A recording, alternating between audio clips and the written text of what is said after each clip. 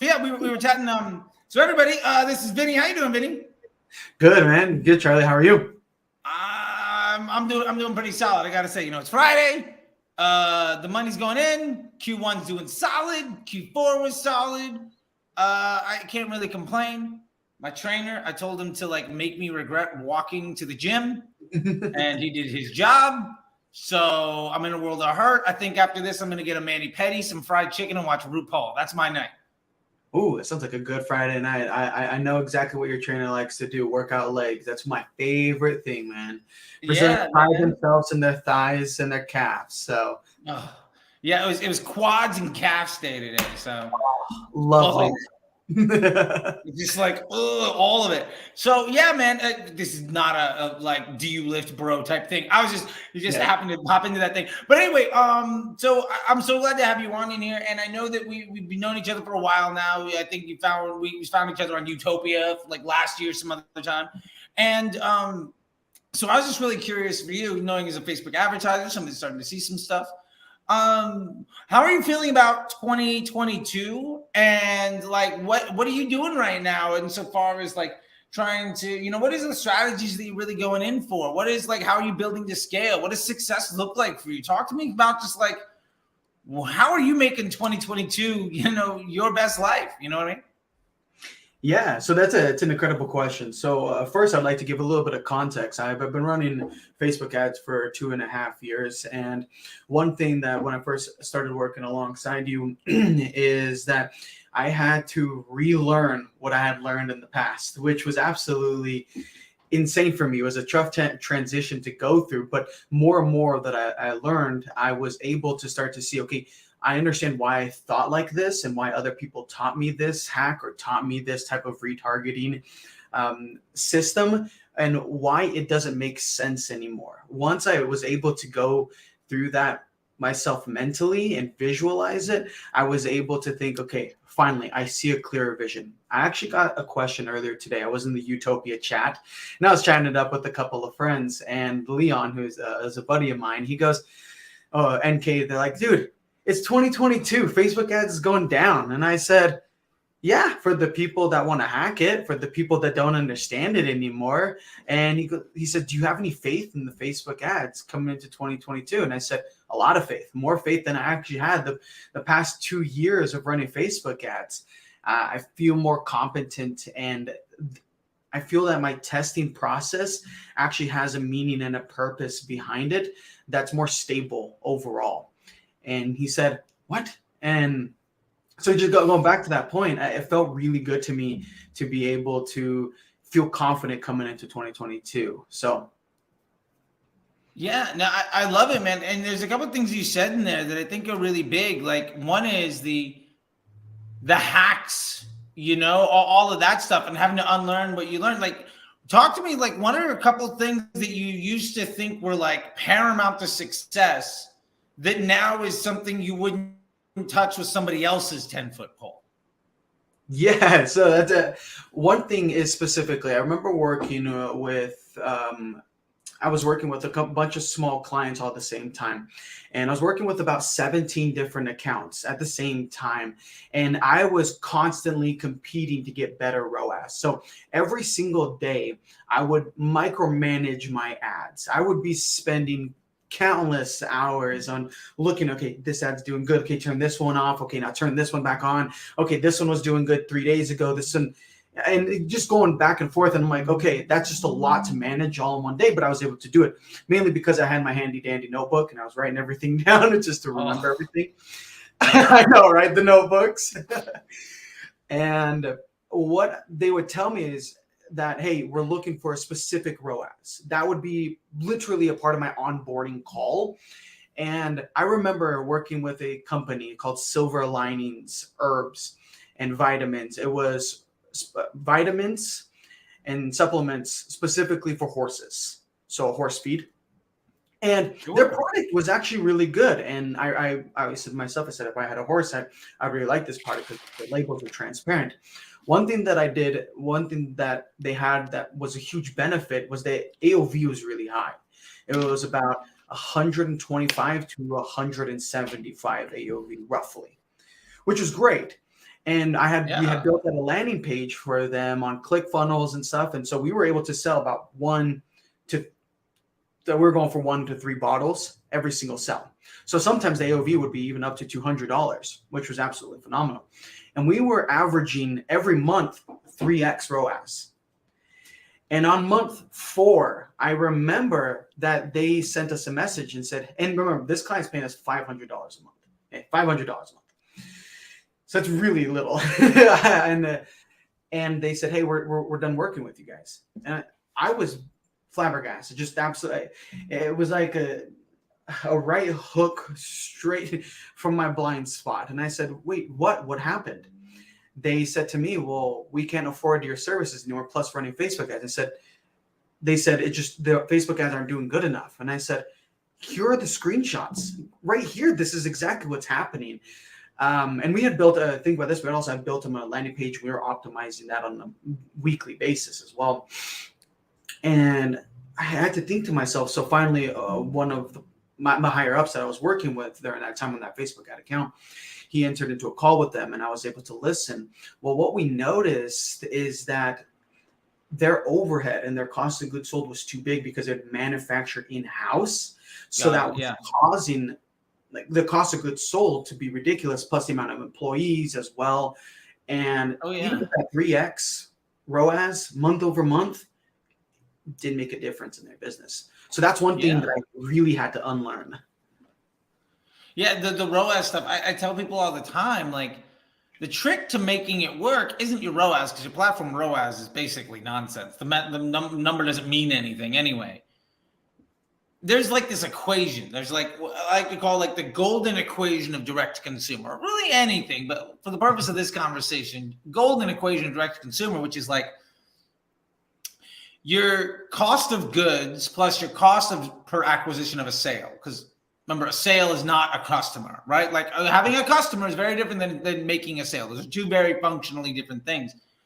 The two of those added up, divided by the LTV of that offer, really lends you into volume and headroom. Like I've scaled brands where we got to a 3x, 4x. I had a brand, alcohol delivery company 2 years ago, and they had a Facebook rep running it, and he was stoked. He got it to 3.5x on like 600 a day. Fantastic. And they were making like 10, 15 grand profit a month. Awesome. They were happy. I came on board, and instead of looking at it that way, we looked at profit margin of each individual sale, that COGS plus CPA, parentheses, divided by LTV, and got it that way. So we understood we were making $22 on a sale. We got them up to $3,000 a day. So we were doing $50,000, $100,000 in profit a month at like a way larger spend, although our ROAS looked terrible. Right. But it was because we started measuring business metrics that mattered. You know, we weren't concerned about CPMs and CPCs and click-through rates of an ad and trying to maximize the ROAS. I've maximized that ROAS so damn good the business damn near went out of business so many times. Because, oh yeah, great, you're making $10 for every dollar you spend, but we can only afford to spend $100 because we have no revenue. We have no volume. And that lack of context, man, I tell you, I think it's crushing people. And I love that you said that. I mean, I think, you know, you went through the MBA program. I think one of the things that we talk about so much in the MBA program is that concept of Scrum Doc and ecosystem ROAS and being able to measure that lift, right? Incremental to your business to understand what is the value of what I'm doing, and ultimately what's the most important thing that I can do. And I mean, it makes sense to me. I mean, that's why I teach it and I've been using it for years, but I'm super curious, like for you, is that where you're getting some of this confidence from, some of this knowledge, some of this of like, I don't look at ROAS anymore because it doesn't matter. This is the metric. These are the things that are important. Is that working out for you these days? Yeah, it is working out for me. And it's actually working out quite well because even in my own e-commerce business, and I was even talking to my wife about this because we're just barely opening up her e-commerce store, is, honey, like, are we able to look at the overall ecosystem of everything that we're doing? And then when we're able to do that, we are able to look at it more holistically and give us a greater idea of how much traffic we really need from Facebook and how much we want to spend on Facebook to make us profitable. And when we look at look at it holistically, I actually have a good example of this. I worked with an account. The brand was called Moody Girl. It was a energizing chocolate specifically for women. And what we noticed, again, we were looking at the project and saying, hey, we're doing a good job. But what we noticed is that her back-end systems or everything else, she was relying strictly just on Facebook, not looking at the business over holistically, even though her husband was a digital marketer himself. But we had like no email set up, no sequences, no LTV. We had no idea how many people were coming back and buying once again. So that fundamentally changed my perspective, because once I started to think about all the previous clients that I had worked with, and I thought, man, there's so much more that we could have done if we looked at the entire ecosystem. Yeah, I can't tell you how many times, like, I feel like something I try to tell people is, if you can make Facebook simple, like, one of my objectives is to make Facebook projectable and simple and steady so that it takes a couple hours a week to really manage. That means now you have a steady stream of individuals to some funnel or some offer, whatever you want to call it, some gateway. And then you can spend the rest of the time maximizing the value of that. And I think, in the last Q&A in the MBA program, because every week we have classes and one-on-ones and stuff. And then the last one really got into this idea of maximize the volume of everything that you can down to that offer that has the best, D2C equation outcome. And then, our favorite little Google Analytics thing that we talk about all the time, the user flow, and find where that bottleneck is. And if you can just figure out what the issue is in that bottleneck to explode the LTV, or if you make a 10% change in that last piece of that customer journey, that could be a 20, 30, 50% increase of your Facebook ad spend. And there's nothing you're going to be able to do on Facebook ads, for instance, with this chocolate company. No Facebook ad is going to increase is going to make somebody buy 3 times after they bought, but there's no email set up, no SMS, no customer service set up. Like, so much of being successful as a Facebook marketer is figuring out how to make Facebook stable and then figuring out what is wrong with the business. I've always said, like, the light bulb moment for me was, my job isn't to spend the money and let you know how good I did with it, right? My job is to understand why you're not giving me twice as much, and to let you know the problem in your business you need to fix so that I can spend twice as much money, because your Facebook media budget is an output of the rest of your business success. And that fundamentally changed so much for me. So much. So with that being said, like, what are some of the things that you used to do to juice that ROAS that now, like, you're just not even thinking about it anymore? Retargeting, honestly, retargeting a lot. Again, for that company specifically, we would run a lot of retargeting for her to help out with gathering. Like, we would say, all right, how long does 5 bars of chocolate last for you? She says, well, about 30 days. I said, okay, cool. So then engage us after 30 days, 60 days, so on and so forth. Right? We wanted to bring people back in so we could reconvert them, so on and so forth. That was one thing that I did to bump up that ROAS. And again, this is something that I learned, and I had to reframe my thought. I said, how do I identify the bottlenecks? I would like to talk about that just a little bit, because I know you and I have talked about that personally a lot. Oh yeah. In depth. I love it. That's what the one-on-ones are so much fun. We have fun. It's like we're on the phone for however goddamn knows long. And it's one of my favorite parts about things, is getting to talk to people like you about this kind of stuff right here. Please. Yeah, it was one of my favorite things as well. Actually, I was looking back on the recording because I wanted to bring on a new client. And I was actually showing him our fun Google Analytics funnel builder. I was showing him yesterday. I said, oh, this is so cool. He said, dude, I didn't even know Google could do that. And I said, I know. And so we were talking about it, and I said, okay, we need to identify the bottlenecks. How many businesses I've worked with that don't know what their bottlenecks are in their business. They just want you to do exceptionally well on Facebook. It blows my mind. And now that I think it back with all the clients that I work with, the amount of bottlenecks that we identified but never did anything about because we never thought of it like that. The reframing in my brain has helped so much.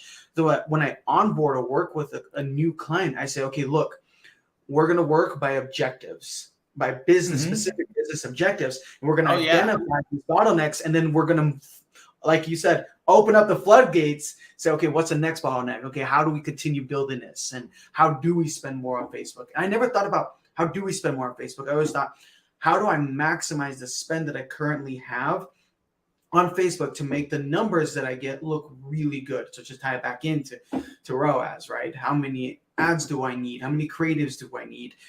And all those.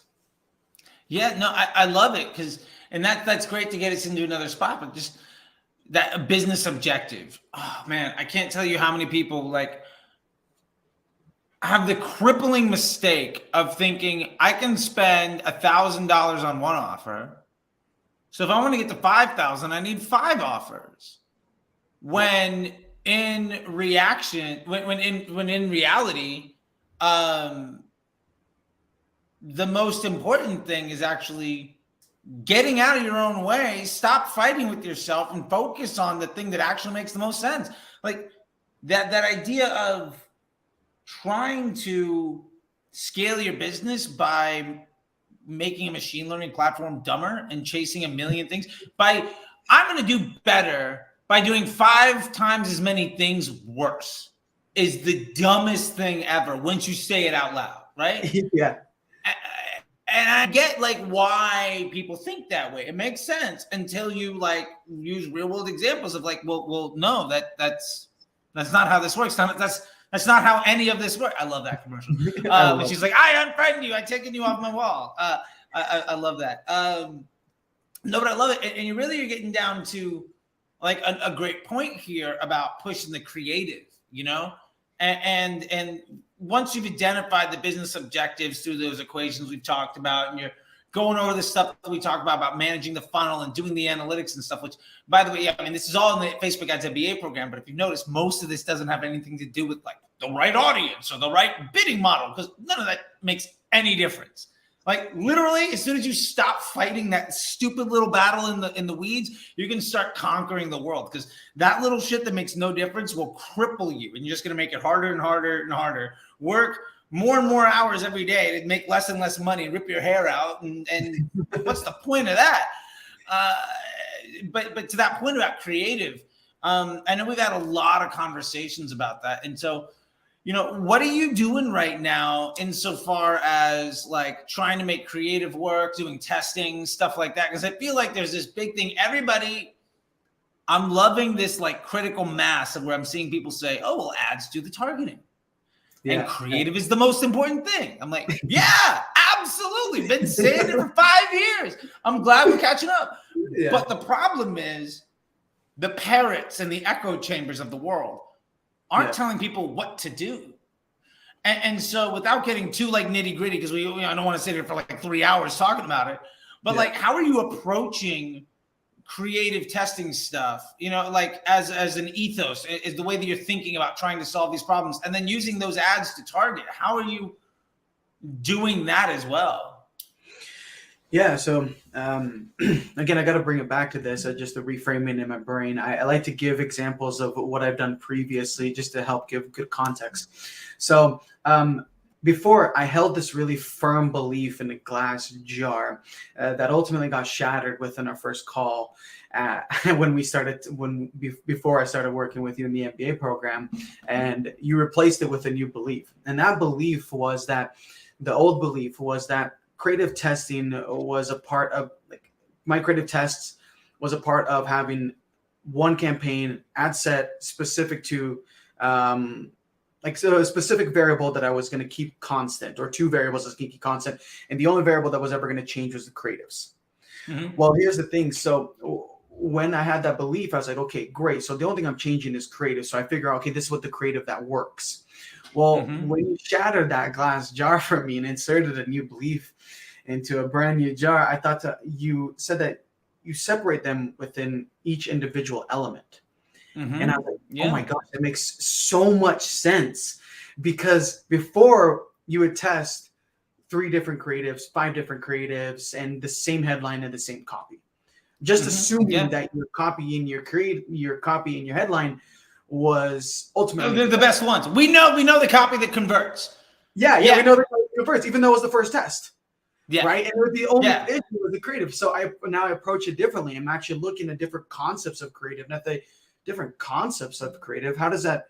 Okay, there was a fundamental switch for me. Now I'm looking for different concepts. And you got UGC concept, you got a value proof concept, you've got so many other concepts. Lowest cost, features and benefits, supercuts of product shot, whatever it happens to be. Yeah, absolutely.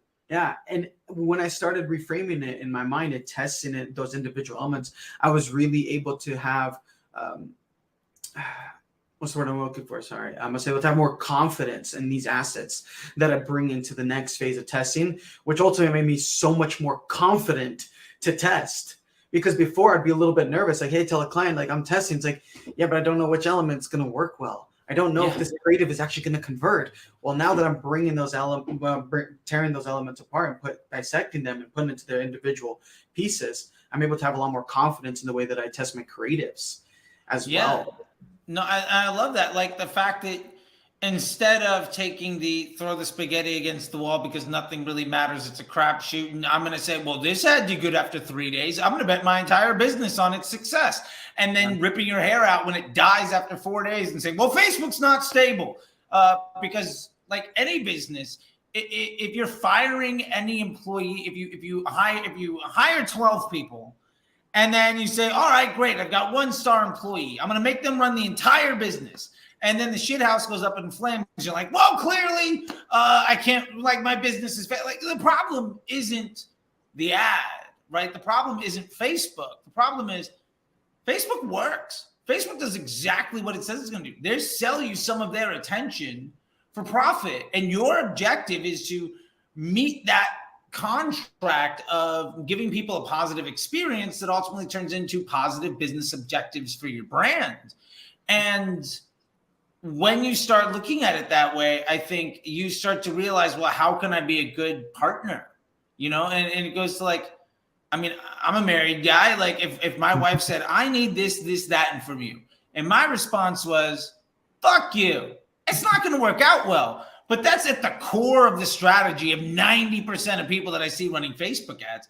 And they're trying to come up, their solution in that analogy would be more like, well, I'm just going to try to come up with more excuses, or I'm just going to try to, handle the symptoms of all the problems instead of really addressing the core issues. And if you don't address the core issues, you're never going to be able to move forward. And, like you can't move mountains if you're always worried about the little pebbles, right? It's just never going to happen for you, And one of the things I love about the concept stuff, and it's something that we talk about all the time, and I'm curious to see how this is working out for you, but targeting, right? Like we're talking about primarily using broad.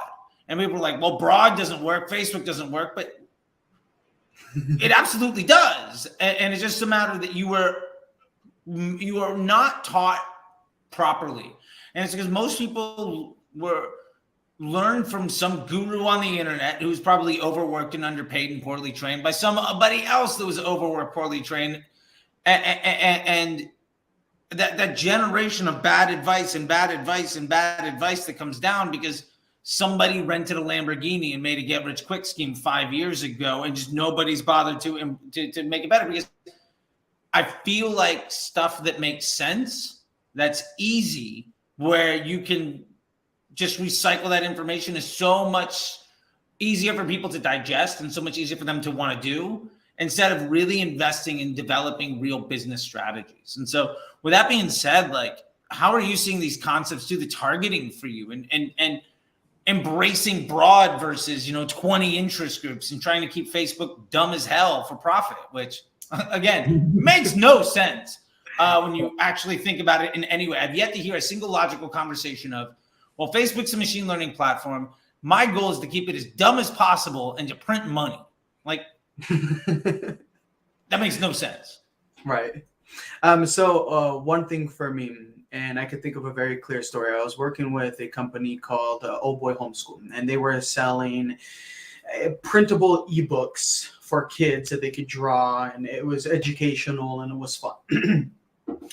what I'd have to do is go through rigorous market research to identify their audience. Like, who exactly am I speaking to, right? And go through and I find, okay, this is their interest. Okay, great. So I went through the audience and I was like, hey, this audience, moms that have kids that are 2 to 5 years old, that stay-at-home moms, that so on and so forth, right? You get the gist.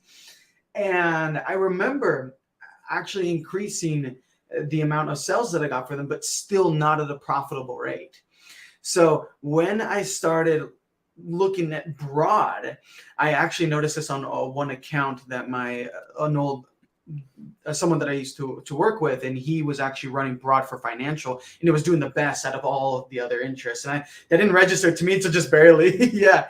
And so as soon as I started embracing broad, I saw one, super low CPMs, lower cost per link clicks. I know those are just vanity metrics, but I started to see more and more people come into the funnel overall instead of limiting it, and being specific with the way that I communicate with them through my creatives, through the concepts. So all that market research didn't necessarily go into audience, which it did in a way, but not on Facebook, but letting Facebook find the people that I wanted to speak to and speak to them clearly and communicate with them clearly. And because I was able to find that through my primary text, my creative, and my headline, it was able to target more people who wanted that before I would exclude, because they might not have fit that specific audience. Yeah. And so before you were paying extra to prevent your ads from seeing the right people. And as your costs rise and your efficiency goes down, you are blaming the system for doing exactly what you told it to do instead of letting it do its job. Right. Exactly. And I had already written. I love that that's working out. Yeah. Like I said, so much reframing, because I've gone through so many different instances of that. And definitely. And I would always let my primary text, my headline, my creative speak for them, try to work with the audience. But now I'm just letting it say, hey, Facebook, find the people who are going to resonate with this with the most, and let's not exclude them all. Let's let them all come to us. I love it, man. I love it. Well, I really appreciate that. I think that's so right on. And I love hearing this stuff come from other people, right? I love talking to students, and I love talking to clients, and I love talking to other minds that have like figured this stuff out. And, you know, one of the things that we've kind of danced around a little bit here, but I want to kind of touch on, you know, one or two things real quick is, you know, we got to meet each other on some spots, but one of the big leaps forward for us was really, you know, you going through that MBA program, the Facebook Ads MBA program. And, you know, people can hear me talk about it till the cows come home, but you know, right before we're getting on, you were saying, you know, one of the biggest issues is the confidence, right? Is the ability to know what you're doing. And that's what the before world was like, right? And now shit is fundamentally different, right? And I just love to know from your own words, man, just what you got out of it and what you enjoyed most about it. Because I want people to know that these are things that real people can have for themselves. And I could try to say it a million times, but never trust the car salesman about the quality of the car. Ask the guy that paid money and bought it and driving around for 30,000 miles, right? Yeah. It's somebody that has fundamentally changed their quality of life and their trajectory because of that. Yeah, man, talk to me about your experience and what you love the most. Yeah, so what I love the most is the big picture. Honestly, I'm a big picture kind of person. I want to build big things. I want to help my clients build their businesses in a big way. And what I really, really loved is the fact that ultimately, when we hopped on the phone call, we barely talked about Facebook ads. It was kind of funny because we barely talked. We had what, 2 or 3 calls, I think. About yeah. Before we got you in, it was like, I don't know if I should trust this guy. Yeah, we had like probably 2 or 3 45-minute calls of you just like making sure I was like a legit dude and this is the right move for you. It was, hey, look, that's what it took to make you feel like it was the right thing to do. And yeah, very, very little of what we talked about was actually Facebook ads, because Facebook ads has very little to do with your success as a Facebook ads manager, ironically enough. Yeah, and that helped me out so much because I've liked to do Facebook ads, but I've always liked to help the business owner. That's why I would build out landing pages for business owners and help them convert, because majority of the time their website wouldn't convert. I'd be like, hey, don't worry, I'll do it. I got this, right? And I would go there and I build email sequences for them. And I say, okay, don't worry, I got this. Because I always knew there was more than Facebook. And what I love so much is that you teach more than Facebook. The ecosystem ROAS sheet for me has really changed my mind in the way that I look at businesses, and identifying bottlenecks has really changed my mind the way I look at businesses that I bring in, businesses that I want to work with, because there were before when they couldn't identify their own bottlenecks, it became really difficult to work alongside them, because it's like, hey, what do you do to identify the bottleneck? I'm driving the traffic. Like, it's only Facebook ads. That's the problem. It's like, well, there's more to that. And I always knew inside of me that there was more to that. So once you reveal that, and I think that happened in our second call, you revealed that, and I said, boom, like, there it is. That, my belief in my glass jar shattered. And I said, well, shit, but that was one of the things I absolutely loved about it. Also the community. I've met some absolutely incredible people. Kelvin, Daniel, Alex, Tom, Jared. I mean, some incredible people out there who just, honestly, it's a good group of people that I was really hoping to connect with. And sometimes we take time outside even of your lectures, and we will look at like, hey guys, do you guys all have a question about this? Like, yeah, so let's all hop on the call. We all hop on the call. Really? That's awesome. Yeah, we all hop on the call and we all talk together, and we send each other messages like, hey, how are things going? I called Tom 3 days ago, and I said, bro, like, I'm getting like a $5 cost per lead. He goes, so I built some really good life. It's like a fellowship. Yeah, like community. I love that. Yeah, and that's one thing that I really loved, and as well as our one-on-ones. I love one-on-ones. Those to me are incredibly important. That was one thing that we talked about in our third call. I said, hey, are we going to have one-on-ones? And you said, yeah, definitely. And I'll take as much time and answer all the questions that you need. And yeah, true. And I still have that as additional lectures instead of just buying a course.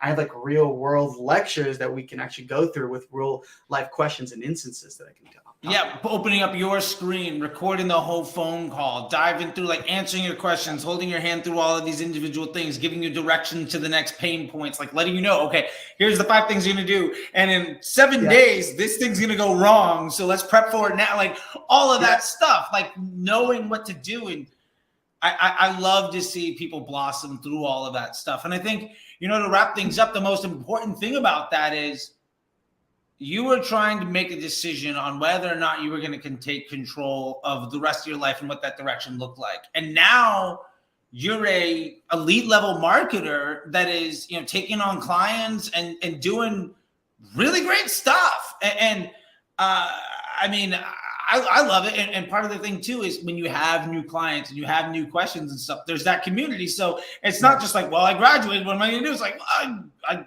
have a problem.